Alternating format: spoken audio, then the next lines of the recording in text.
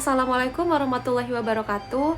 Perkenalkan, nama saya Delira Trio Cemiranda, NIM 2301113249.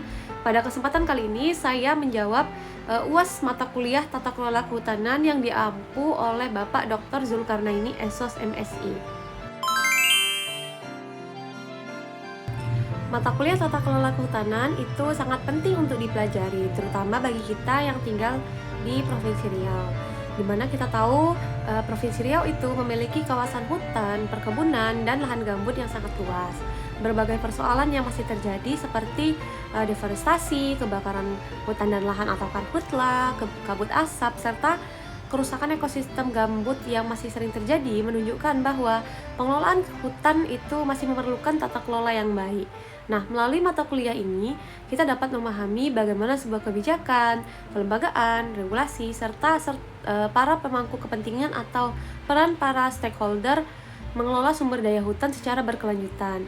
Nah, pemahaman ini menjadi sangat penting agar pengelolaan hutan tidak hanya berorientasi pada pemanfaatan ekonomi saja, tetapi juga memperhatikan aspek-aspek lingkungan dan kesejahteraan masyarakat sekitar.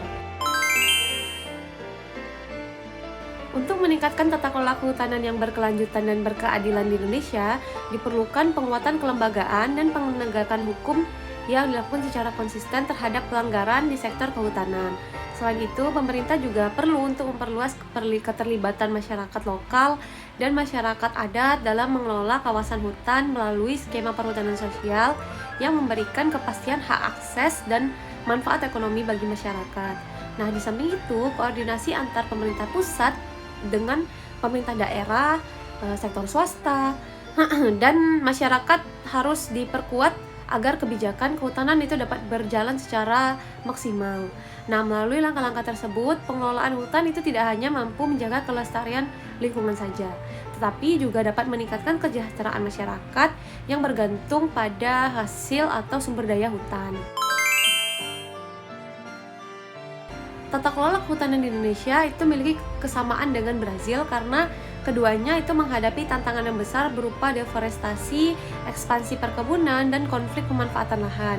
Namun Brazil itu relatif lebih maju dalam pemanfaatan teknologi pemantauan hutan secara real time untuk mendeteksi perubahan penutupan hutan dan aktivitas yang dilakukan secara ilegal, sehingga penanganan yang mereka lakukan itu dapat ditangani dengan cepat. Nah, sementara itu Malaysia menunjukkan keberhasilan mereka dalam penerapan sertifikasi pengelolaan hutan lestari yang mendorong praktik kehutanan yang lebih bertanggung jawab. Nah, sebenarnya di Indonesia sendiri itu telah mengembangkan berbagai kebijakan seperti perhutanan sosial, rehabilitasi hutan, tetapi masih menghadapi tantangan dalam pengimplementasiannya. Nah, pelajaran yang dapat diambil adalah pentingnya pemanfaatan teknologi, penguatan sistem pengawasan, kepastian hukum, serta peningkatan partisipasi masyarakat sekitar dalam pengelolaan hutan. Nah, dengan mengadopsi praktik-praktik terbaik dari Malaysia dan Brazil tadi, sebenarnya Indonesia dapat memperkuat tata kelola kehutanan yang lebih berkelanjutan, transparan, serta berkeadilan.